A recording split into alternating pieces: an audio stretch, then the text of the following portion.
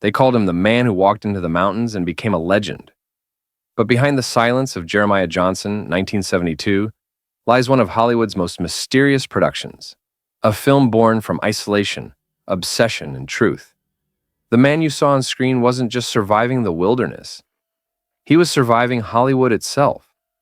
From deadly snowstorms to real grizzly bears and secrets that never made the credits, this is the untold story behind one of cinema's most haunting westerns. So, grab your fur coat, sharpen your axe, and settle in, because here are 10 surprising truths about Jeremiah Johnson that fans missed. 1. The real man behind the myth. Jeremiah Johnson wasn't a fictional character. He was inspired by a real frontiersman, John Liver-Eating Johnson. In the mid-1800s, this mountain man became infamous for his brutal vengeance against the Crow Nation after they murdered his wife.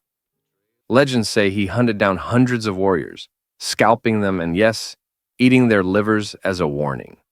When Hollywood adapted his story, they stripped away the gore and violence, turning him into a symbol of solitude and redemption. The film version, portrayed by Robert Redford, became a tragic hero rather than a monster, a man who fled society only to find himself in a harsher wilderness, his own soul. 2. The production nearly ended in disaster. Filming took place high in the Wasatch Mountains of Utah, where temperatures dropped to minus 20 degrees. The crew battled blizzards, avalanches, and thin air. Cameras froze, generators failed, and food supplies often ran short. Redford later joked that every scene felt like survival training. One day, the snow got so deep that trucks carrying equipment were buried overnight. The cast had to dig out by hand. Another time, Redford fell into an icy river during a take and insisted on finishing the scene before changing clothes, risking hypothermia. That dedication gave the film its authenticity. 3. Robert Redford lived like Jeremiah Johnson. Robert Redford wasn't just playing a mountain man, he became one. He isolated himself in a cabin near the filming location for weeks before shooting began. No electricity, no running water, no phone. He chopped wood, cooked over open fire, and hunted small game to feel the silence, as he later put it. When he finally stepped in front of the camera, his exhaustion, frostbite, and wild eyes weren't makeup. They were real. Director Sidney Pollack said Redford's performance was as close to living a role as an actor could get. 4. A director change saved the movie. Originally, Jeremiah Johnson was supposed to be directed by Sam Peckinpah, the filmmaker behind The Wild Bunch. But Peckinpah clashed with the producers and was fired after just a few days. The project nearly collapsed until Robert Redford convinced his close friend Sidney Pollack to step in. Pollack transformed the film from a revenge-driven Western into a quiet meditation on man and nature. He removed unnecessary violence and focused on emotional isolation, turning what could have been another bloody Western into an art house classic that whispered instead of shouted. 5. A blacklisted writer helped shape the story. Few fans know that the script had fingerprints from Edward Anhalt, a once blacklisted writer during the McCarthy era. His early drafts infused the story with themes of exile, loneliness, and moral survival, echoing his own experiences as a man rejected by society. Later, John Milius added his signature ruggedness, giving Jeremiah's world its raw, masculine edge. The final script became a rare fusion of poetry and grit, and though Anhalt never received full credit, his influence can be felt in every wordless stare Redford gives to the mountains. 6. It redefined the Western genre. By 1972, audiences were tired of traditional Westerns, gunfights, horses, and saloon brawls. Jeremiah Johnson changed everything. It was one of the first environmental Westerns, a film where nature was both the enemy and the teacher. Every snowstorm, every moment of silence, reflected humanity's fragile place in the wild. Instead of glorifying violence, it showed the cost of living by the rifle. The message was clear. Man can't conquer nature, he must learn to live within it. This quiet rebellion against classic Western tropes made the film a cult favorite for decades. 7. The grizzly bear was real.